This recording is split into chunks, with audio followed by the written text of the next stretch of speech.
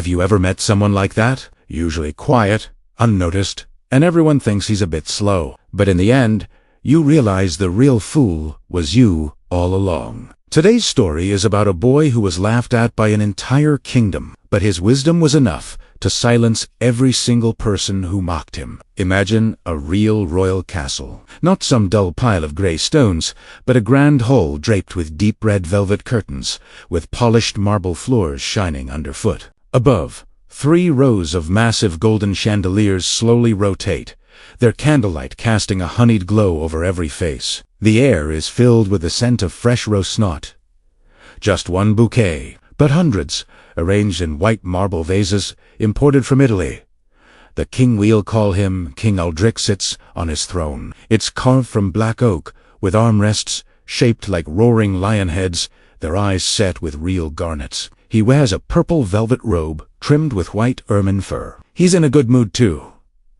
Good, perhaps. Around him stand the kingdom's highest nobles, the knight commander in silver armor, the grand judge in a tall pointed hat, and a group of barons who spend their days whispering to one another. And to the king's right, closest to him, stands one-man sewer Marcus.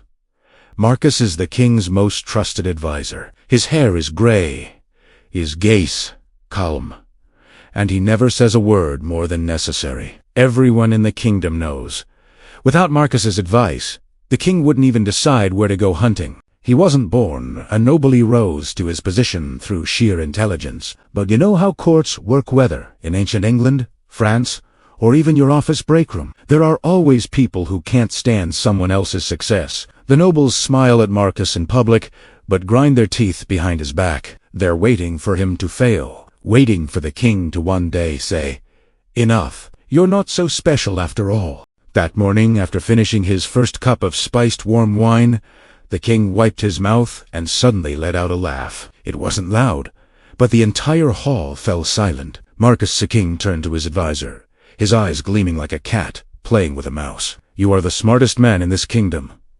No one denies that." Marcus bowed slightly. "Your Majesty flatters me." But the king stretched the word deliberately. "Tell me, how can such a brilliant man have such a foolish son?" The nobles burst into laughter like a flock of geese being Some slapped their thighs. Others knocked their goblets against the table. Marcus's shoulders stiffened for a moment, but his face remained composed. "Your Majesty, why do you say that?" The king leaned back, tapping the armrest of his throne. "Every morning, I give your son Leo a choice, 1 gold coin or 1 silver coin. And every single time he takes the silver one. Gold is worth more. Even the pigs in the sty know that. Has your boy had his head knocked too many times?" The laughter grew louder. A young baron laughed so hard he nearly slid off his chair. Marcus said nothing. He bowed again and turned to leave the hall. Behind him, he could still hear the king saying, "See, even he has no answer." Emotional beat. At this moment, you can almost feel the weight pressing on Marcus's chest. He doesn't care about being mocked, but he loves his son, and he doesn't understand. Leo is a quiet, thoughtful boy, so why would he make such a foolish choice? That evening, Marcus returned to his centuries-old stone manor. The fireplace crackled softly. He sent for his son, Leo. Leo is 60 not tall, not short, with gray eyes that always seem to be observing something. He enters the room and stands before his father. "Sit," Marcus says calmly, though Leo can hear the fatigue beneath his voice. "Father, what happened?" Marcus stares into the fire. "Tell me, Leo, between gold and silver, which is more valuable?" Leo blinks, slightly confused. "Gold, of course." Then Marcus leans forward. "When the king gives you a choice every morning, why do you always take the silver coin?" "You're making the entire court laugh at me." "Give me a reason, one that I can understand." The room falls silent for 10 seconds. Only the crackling of burning wood remains. Then Leo smiles. Not a mocking smile, but a gentle one with a hint of mystery. He stands up and says, "Come with me." They walk down the hallway into Leo's small room. It's simple but tidy. A narrow bed, a desk, An old wardrobe. Leo kneels down and pulls out a wooden box from under the bedplane. Unadorned. Not even locked.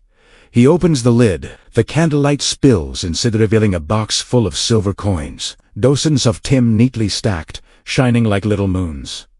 Marcus freezes. He looks up at his son. "These are all from the king." "Every single one," Leo says softly.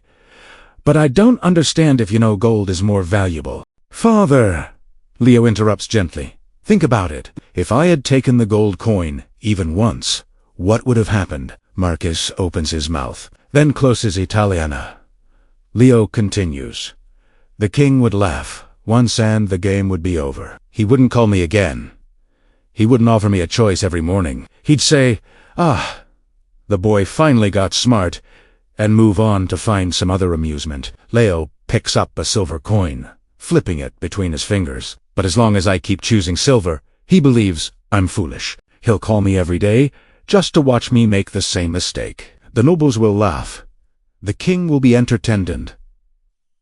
I get a silver coin every day." He places the coin back into the box, one gold coin, or a whole box of silver coins. "Father, who do you think is the real fool?" Emotional beat. In that moment Marcus feels as if a warm hand has gripped his heart. He remembers the laughter, the humiliation, the anger he carried all day, and realizes the truth.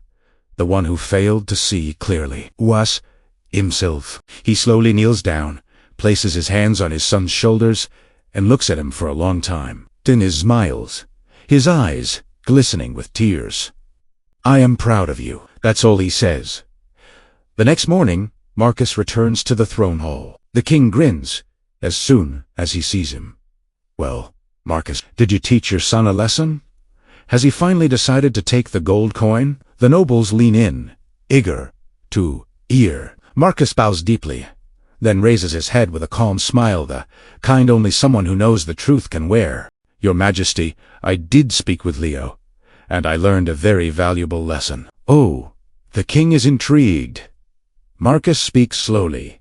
Not all wisdom announces itself loudly. Sometimes the greatest wisdom hides behind what others mistake for foolishness. The king frowns, not fully understanding, but when he sees Marcus's expression, a thought crosses his mind. Perhaps the boy who always chose silver isn't as simple as he seemed. From that day on, whenever the nobles mocked Leo, Marcus simply smiled and said nothing. And so the laughter grew quieter and quieter. My friends, every time I think of this story, it sends a chill down my spine. Because we've all been like those nobles, quick to judge, quick to laugh, eager to prove we're smarter than others. But true wisdom often lies in not rushing to prove anything at all. That boy, Leo, could have taken the gold coin on the first day and shown everyone, "Look how smart I am." But he chose a longer path. He understood something deeper, that sometimes being seen as foolish is actually your greatest advantage. Have you ever experienced something like this in your life? Has anyone ever mocked your choices because they didn't understand them, only to later realize you were right? Or have you ever laughed at someone, only to discover that you were the one who didn't see clearly? Write your story in the comments. I read every single one. Don't forget to like and subscribe to the channel. I'll see you in the next one.